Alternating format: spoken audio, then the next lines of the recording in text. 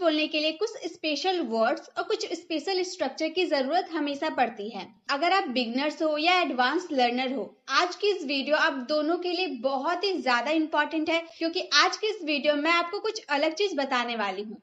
जैसा कि आप देख रहे होंगे वुड हैव। वुड हैव का मतलब क्या होता है? सबसे पहले ये वुड क्या होते हैं? जो विल होता है ना, विल जो फ्यूचर में हम यूज करते हैं, विल का पास्ट फॉर्म ही हमारा वुड होता है। विल का हम यूज करते हैं फ्यूचर के लिए कि वह आएगा, वह खाएगा, वह जाएगा, ऐसे वाले सेंटेंस आते हैं ना। फ्यूचर की बातें हम जब करते हैं तो उसमें हम विल का यूज करते हैं। लेकिन वुड का यूज कब करेंगे? वुड में भी आपका लास्ट में गागेगी जरूर आएगा। विल में भी गागेगी आएगा, वुड में भी गागेगी आएगा, लेकिन विल का यूज हम फ्यूचर के लिए करेंगे और वुड का यूज हम प्रेजेंट या फ्यूचर इन पास्ट की बात करेंगे। जैसे कि आप प्रेजेंट में खड़े होकर फ्यूचर की बात कर रहे हैं, कि जैसे मैं अभी बोल रही हूँ, आप वीडियो देख रहे होंगे, मतलब जिस वक्त मैं आपको पढ़ा रही हूँ उस वक्त आप वीडियो देख रहे हैं, तो मैं प्रेजेंट में बोल रही हूँ, आप प्रेजेंट में वीडियो देख रहे हैं, तो उस वाले सेंस में आपको वुड का यूज करना होगा कि प्रेजेंट में आप कोई बात बोल रहे हैं। नहीं तो ऐसा सेंटेंस में भी आप वुड का यूज करते हैं, उसने कहा था कि वह आएगा। बात पहले क्या आ रही है? पास्ट की आ रही है ना। उसने कहा था, पहला सेंटेंस हमारा पास्ट का आ जा रहा है, उसके बाद वह आएगा, दूसरा सेंटेंस गागेगी पे खत्म हो रहा है। तो ऐसे सेंटेंस में भी आपको वुड का यूज करना होता है। मैंने वुड से रिलेटेड एक स्पेशल वीडियो बना रखी है, आप चाहें तो वो वीडियो विजिट कर सकते हैं। उस वीडियो को देखने के बाद वुड में जो भी दिक्कत होगी आपकी, वो 100% क्लियर हो जाएगी, क्योंकि मैं उसमें बहुत ही ईजी वे में आपको समझाई हूँ। ये हम वुड की बात नहीं, वुड हैव की बात करेंगे। वुड का मतलब तो आप समझ गए, लेकिन अगर वुड के साथ हैव का यूज कर देते हैं तो दो सेंस निकलता है। पहला, कोई चीज पास होगा, मेरे पास कार होगी, मेरे पास बाइक होगी, मेरे पास एक लैपटॉप होगा, मेरे पास एक मोबाइल होगी, ऐसे वाले सेंटेंस में हम वुड हैव का यूज करेंगे। प्लस काम कर चुका होगा, कोई व्यक्ति कोई काम कर चुका होगा, ऐसे वाले सेंटेंस में आपको वुड हैव का यूज करना है। इसका स्ट्रक्चर होता है subject plus would have plus object. अगर आपकी सेंटेंस में पास होगा, कोई एक्शन नहीं हो रही अगर आपकी सेंटेंस में, तो उसमें वर्ब का यूज नहीं करेंगे। लेकिन अगर आपकी सेंटेंस में कोई काम हो रहा है, जैसे काम कर चुका होगा वाला सेंस आएगा, तो उसमें आपको वर्ब का थर्ड फॉर्म का यूज करना होगा। हमेशा याद रखिएगा, हैव के साथ वर्ब का थर्ड फॉर्म ही लगता है, ठीक है। तो यहाँ पे अगर हमारा कोई काम चल रहा होगा तो हम वुड हैव के साथ वर्ब का थर्ड फॉर्म यूज करेंगे। इतना आपको समझ में आ गया? जैसा कि हमारा सेंटेंस है, उसके पास पेन होगा। अब पहले ये समझ लेते हैं इसमें कोई काम हो रहा है या नहीं। उसके पास पेन होगा, पेन होना कोई काम नहीं होता है ना। पेन होना, कार होना, बाइक होना, स्कूटी होना, ये सब कोई काम नहीं है, तो इसमें हम वर्ब का यूज नहीं करेंगे। हम सबसे पहले सब्जेक्ट लगाएंगे ही, देन वुड हैव का यूज करेंगे। पेन होगा यानी कि a pen, he would have a pen, उसके पास पेन होगा। वह खेल चुका होगा, इसमें काम हो रहा है ना, खेलने का काम हो रहा है, तो इसमें वर्ब का थर्ड फॉर्म का यूज करेंगे, ही वुड हैव प्लेड। अगर हम बोलते वह क्रिकेट खेल चुका होगा तो हम बोलेंगे ही वुड हैव प्लेड क्रिकेट, ठीक है। लास्ट में ऑब्जेक्ट हम लगा सकते हैं, इसमें भी लास्ट में ऑब्जेक्ट लगा सकते हैं अगर रहे तो हम बोलेंगे वह खेल चुका होगा, ही वुड हैव प्लेड, ये वर्ब का थर्ड फॉर्म है, ठीक है। वो देख चुके होंगे, देखने का काम हो रहा है इसमें, तो देखने का काम हो रहा है तो इसमें वर्ब का थर्ड फॉर्म लगेगा, they would have watched, they would have watched. आपके पास एक किताब होगी, किताब होना कोई काम है नहीं है, तो हम बोलेंगे you would have a book, इसमें कोई एक्शन नहीं हो रही है, तो हम बोलेंगे you would have a book, आपके पास एक किताब होगी। आपको वुड हैव समझ में आ गया? दो सेंस में हम वुड हैव का यूज करेंगे। पहला सेंस, पास होगा, कोई चीज पास होगी तो हम उसमें वुड हैव का यूज करेंगे। आपके सेंटेंस में आपको ध्यान देना होगा, लास्ट में आपको गागेगी जरूर नजर आएगा, लास्ट में आपको गागेगी जरूर नजर आएगा, तो ही आपको वुड का यूज करना है, ठीक है। आपके सेंटेंस में गागेगी आएगा, प्लस आप प्रेजेंट में या फ्यूचर इन पास्ट की बात करेंगे, पॉसिबिलिटी की बात करेंगे, तो उसमें वुड हैव का यूज करेंगे, पास होगा वाले सेंस में और काम कर चुका होगा वाले सेंस में। और जिसमें पास होगा उसमें हम वर्ब का यूज नहीं करेंगे, और जिसमें अगर कोई काम हो रहा है आपके सेंटेंस में तो उसमें वर्ब का थर्ड फॉर्म का यूज करना है। एक सेंटेंस आप लोगों के लिए है, राम पढ़ चुका होगा। अब इसमें पढ़ने का काम हो रहा है ना, तो इसमें आपको वर्ब का थर्ड फॉर्म लगाना होगा। पढ़ने के लिए स्टडी, और उसका थर्ड फॉर्म हो जाएगा स्टडीड। इतना मैंने आपको बता दिया। अभी सेंटेंस को कंप्लीट करके इसका आंसर आपको कमेंट बॉक्स में देना है। आपको वुड हैव समझ में आ गया? चलिए नेक्स्ट देखते हैं। नेक्स्ट हमारा है कुड हैव।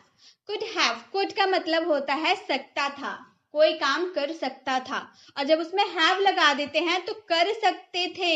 आप ये काम पास्ट में कर सकते थे पर कोई रीजन की वजह से नहीं कर पाए, तो ऐसे वाले सेंस में आपको कुड हैव का यूज करना है। प्लस पास हो सकती थी, कोई चीज पास हो सकती थी, तो दो सेंस में भी आप कुड हैव का यूज कर सकते हैं। स्ट्रक्चर है subject then could have plus verb का third form and the last object. इसमें भी आपको ध्यान देना होगा, अगर आपके सेंटेंस में काम हो रहा है तो ही वर्ब का थर्ड फॉर्म का यूज करेंगे, अगर काम नहीं हो रहा है तो वर्ब के थर्ड फॉर्म का यूज नहीं करेंगे, डायरेक्ट ऑब्जेक्ट आ जाएगा। जैसे तुम वहां जा सकते थे, मतलब पास्ट में तुम वहां जा सकते थे लेकिन शायद तुम्हें कोई काम पड़ गया होगा इसलिए तुम नहीं गए होगे, तो पास्ट में कोई काम हम कर सकते थे लेकिन हम लोगों ने वो काम किया ही नहीं।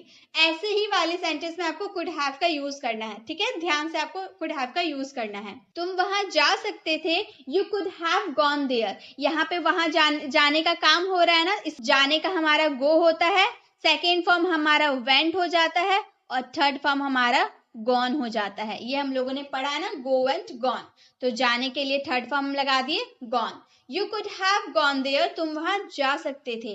वह तुम्हें बुला सकता था, यहाँ बुलाने के लिए हम कॉल्ड का यूज करेंगे। वह तुम्हें बुला सकता था, you could have called you. He could have called you, तुम्हें बुला सकता था, यहाँ कॉल का थर्ड फॉर्म कॉल्ड का यूज किया गया है।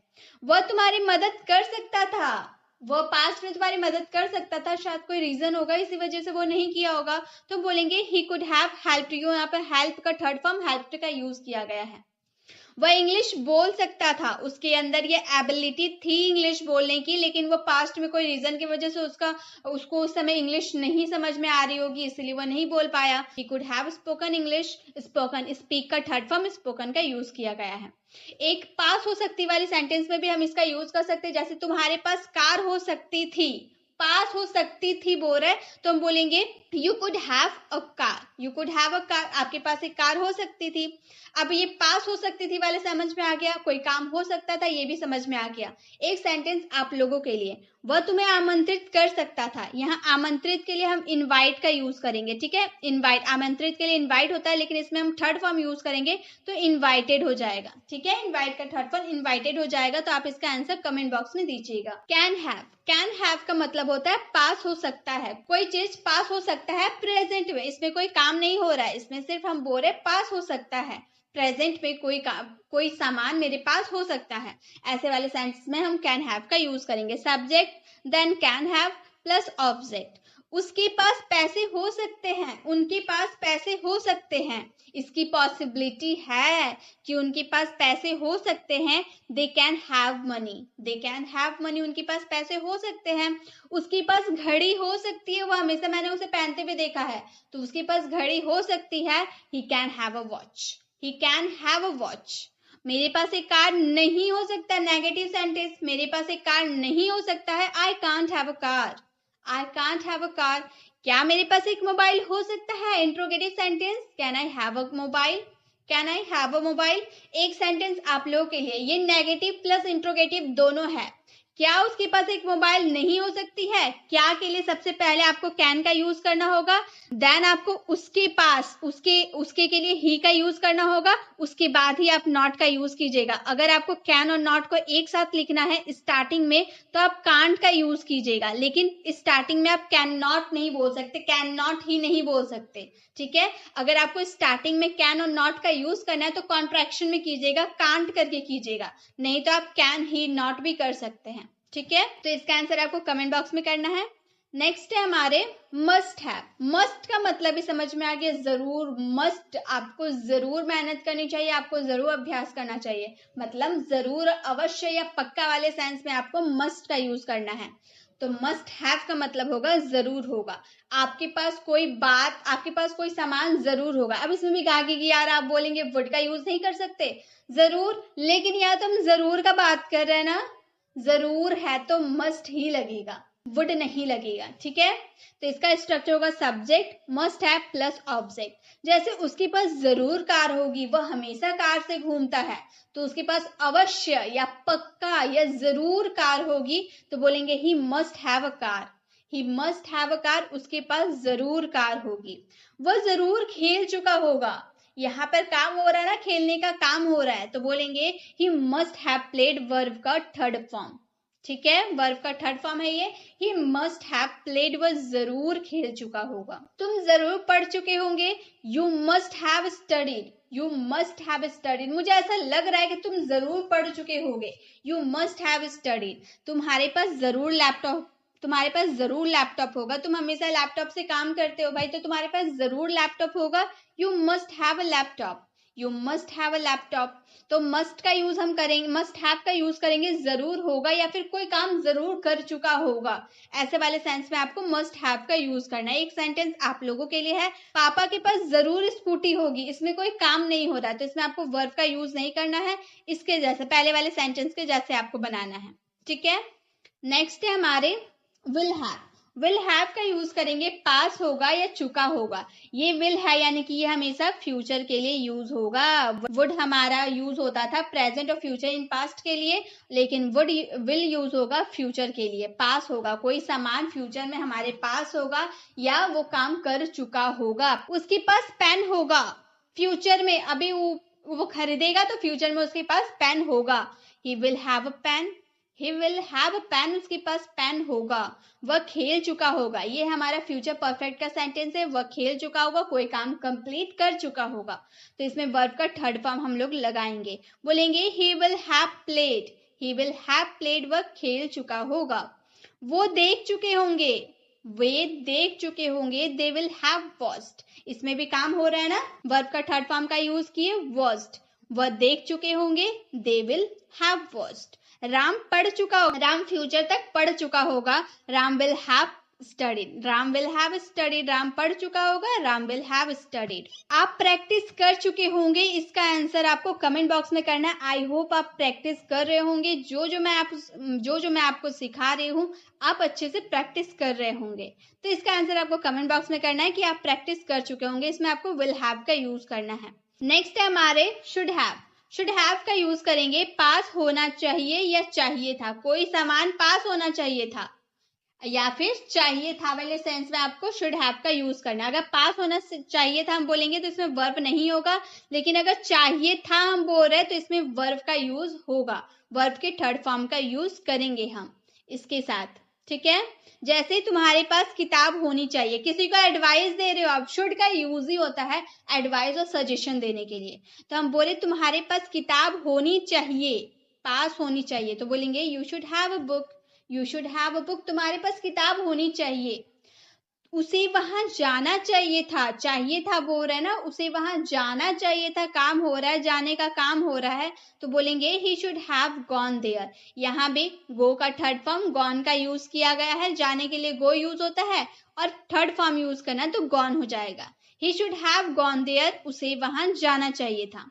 आपके पास पैसे होने चाहिए, आपके पास पैसे होने चाहिए, यू शुड हैव मनी। आप ऐसे घूमने आ गए, आपके पास पैसे होने चाहिए, यू शुड हैव मनी।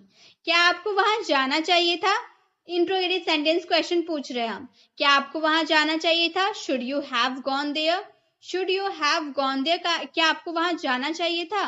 एक सेंटेंस आप लोग के लिए है, तुम्हें वहां नहीं जाना चाहिए था, नेगेटिव सेंटेंस, नॉट का यूज करेंगे प्लस शुड हैव का यूज करेंगे। यहाँ पर काम हो रहा है, जाने का काम हो रहा है, तो इसमें आपको वर्ब का थर्ड फॉर्म गॉन का यूज करना है। इसका आंसर कमेंट बॉक्स में देना है। नेक्स्ट है हमारे मे हैव। मे हैव का यूज करेंगे, शायद होगा, कोई सामान शायद होगा। जब किसी सेंटेंस में शायद लग जाता है तो उसकी पॉसिबिलिटी 50% की होती है, लेकिन शायद हम माइट के लिए भी यूज करते हैं ना, जब हमारे सेंटेंस में माइट के बारे में हम पढ़ते हैं तो उसमें भी शायद यूज होता है, लेकिन शायद माइट की पॉसिबिलिटी 10 to 20% होती है और मे की पॉसिबिलिटी 50% की होती है, यानी कि मीडियम होती है। तो जब आप सेंटेंस में पूरी लेस पॉसिबिलिटी की बात करें, 10 to 20% की पॉसिबिलिटी की बात करें तो उसमें माइट का यूज करें, लेकिन आप मीडियम पॉसिबिलिटी की बात करें कि हाँ वो आ भी सकता है, नहीं भी आ सकता, मुझे कोई गारंटी नहीं है, ठीक है, 50% की पॉसिबिलिटी है, तो उसमें आपको मे हैव का यूज करना है। यही डिफरेंस है मे और माइट में, जो आपको अच्छे से देखना होगा। वो आपके सेंटेंस पे डिपेंड करता है कि आप किस तरह के सेंटेंस बोल रहे हो।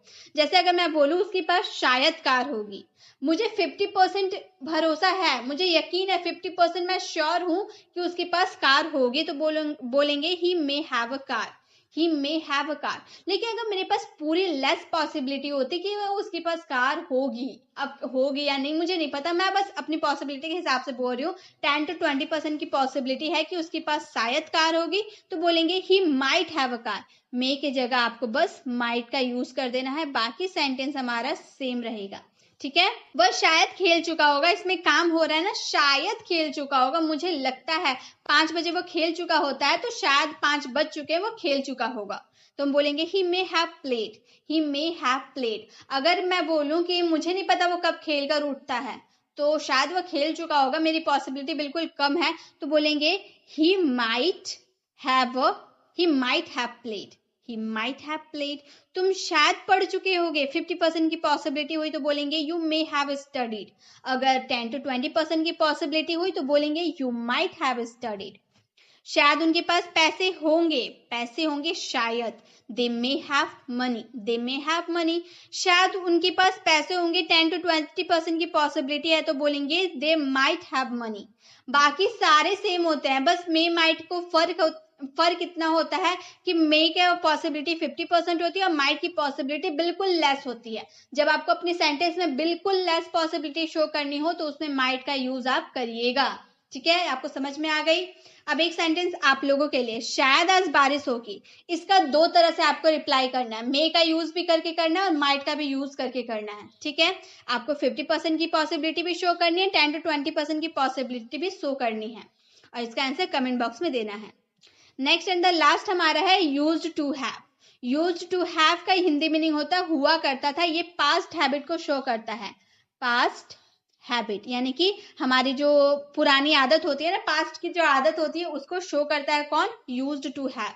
इसका स्ट्रक्चर है subject used to have plus object. उसके पास कार हुआ करती थी, पास्ट में, अभी नहीं है, पास्ट में उसके पास कार हुआ करती थी, इसीलिए हम इसमें यूज्ड टू हैव का यूज किए, क्योंकि पास्ट में हम बात करें, बीते हुए कल में हम बात करें कि पास्ट में उसके पास कार हुआ करती थी, he used to have a car. He used to have a car. मेरे पास किताब हुआ करती थी, अभी नहीं है लेकिन पास्ट में मैं जब पढ़ती थी तो मेरे पास किताब हुआ करती थी। I used to have a book. I used to have a book. उसके पास बाइक हुआ करती थी, he used to have a bike. He used to have a bike. उसके पास एक मोबाइल हुआ करती थी, पास्ट में उसके पास एक मोबाइल हुआ करती थी, he used to have a mobile. He used to have a mobile. तो यूज्ड टू का यूज हम करते हैं पास्ट हैबिट को शो करने के लिए कि पास्ट में कोई चीज पास हुआ करती थी, उसके लिए आपको यूज्ड टू हैव का यूज करना है। एक सेंटेंस आप लोगों के लिए है, उसके पास लैपटॉप हुआ करती थी। इसका आंसर आपको कमेंट बॉक्स में करना है। गाइस, अगर आपको वीडियो अच्छी लगी हो तो प्लीज वीडियो को लाइक करें और कमेंट में जरूर बताएं कि आपको वीडियो कैसी लगी।